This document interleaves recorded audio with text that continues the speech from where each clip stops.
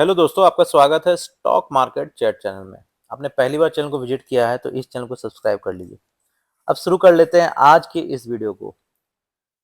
आज वही फिर से गिरावट के साथ निफ्टी 50 में शुरुआत हुई और आज सुबह लगभग 1% की गिरावट आई।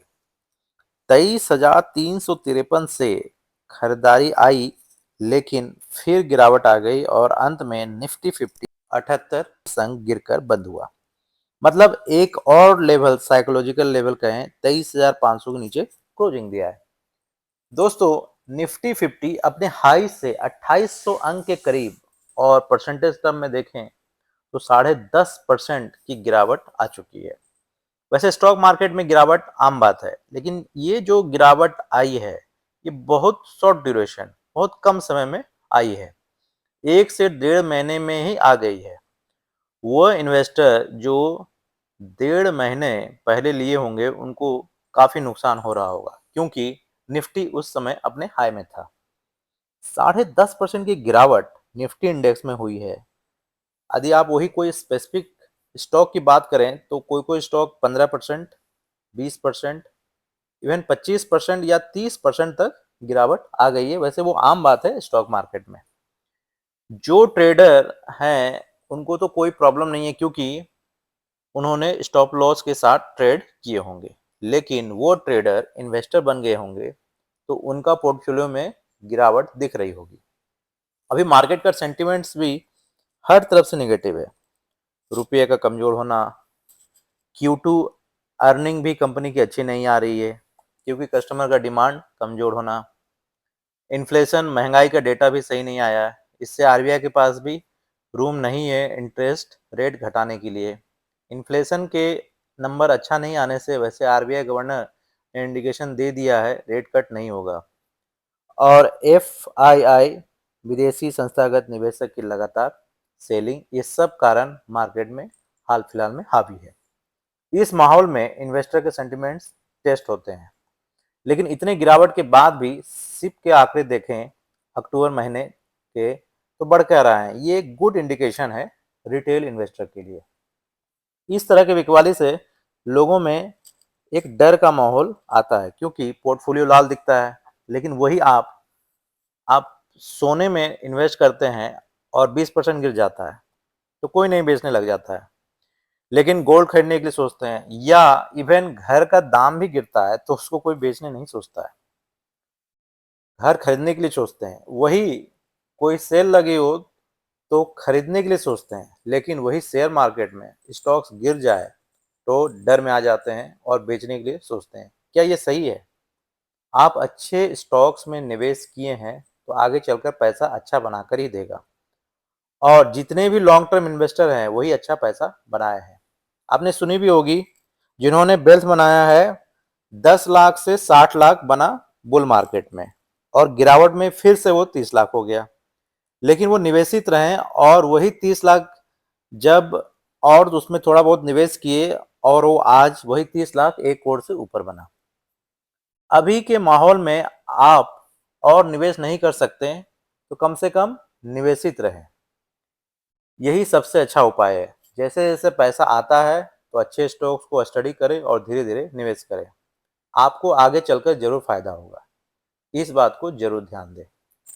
अब आज के कुछ चर्चित शेयर और सेक्टर के बारे में चर्चा कर लेते हैं।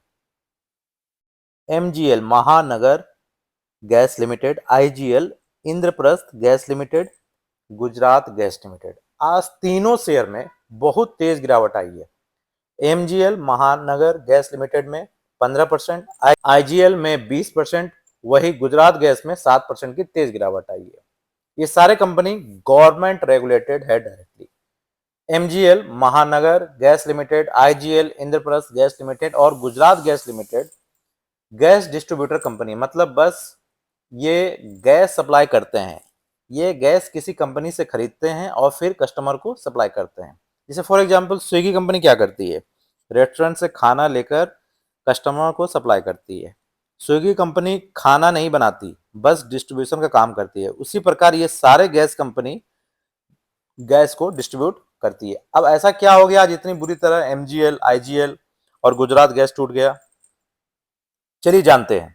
सरकार ने एपीएम मतलब अल्टरनेटिव प्राइस मैकेनिज्म, ये कंपनी कोई कंपनी से गैस लेंगी, जैसे गेल हो गया या ओएनजीसी ले लीजिए। पहले गेल और ओएनजीसी सस्ते दाम में gas Maharashtra gas limited, IGL, Indraprastha gas limited और गुजरात गैस को देती थी। वो 20% बढ़ा दिया है। उससे क्या होगा, जो गैस उनके महंगे दाम में मिलेंगे, सिटी डिस्ट्रीब्यूशन कंपनी, इसको सिटी डिस्ट्रीब्यूशन कंपनी भी बोलते हैं, एमजीएल, आईजीएल और गुजरात गैस को, लेकिन जो सप्लाई एंड यूजर को करेंगे उसका रेट वही रहेगा। तो इन कंपनियों के इबिटा या सिंपल में कहें ग्रॉस प्रॉफिट में कमी आएगी।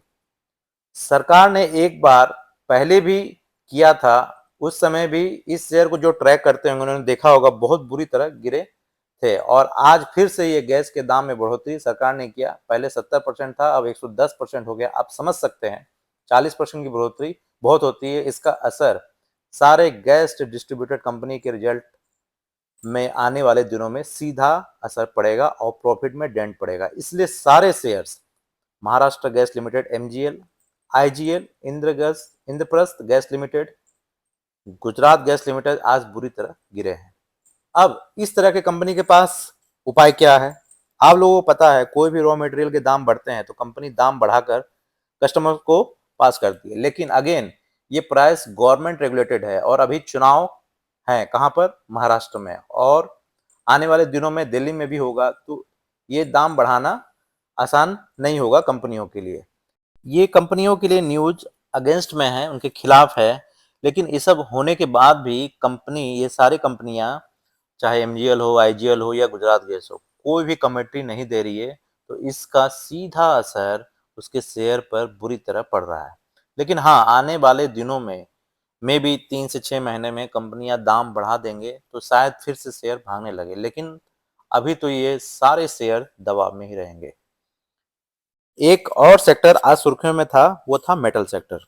एक चाइना से खबर आई है, 1 दिसंबर 2024 से मेटल जैसे अल्युमिनियम और कॉपर जो चाइना एक्सपोर्ट करता है, तो चाइनीज गवर्नमेंट ने कहा है टैक्स या रिबेट में अल्युमिनियम और कॉपर में समाप्त करने वाला है। इससे क्या होगा, चाइना मेटल कंपनी से कंपटीशन कम हो जाएगा और इंडियन कंपनी को फायदा होगा।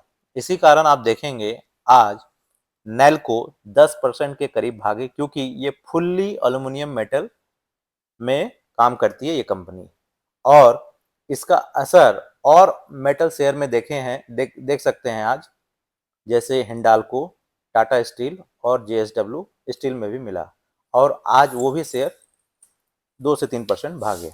दोस्तों, मेटल सेक्टर साइक्लिकल सेक्टर होता है, इसलिए मेटल शेयर्स वोलेटाइल होते हैं। आपको अच्छा प्रॉफिट मिले तो बीच बीच में प्रॉफिट भी बुक करिए, और भाव नीचे आए तो फिर से एंट्री लीजिए, स्पेशली मेटल सेक्टर में।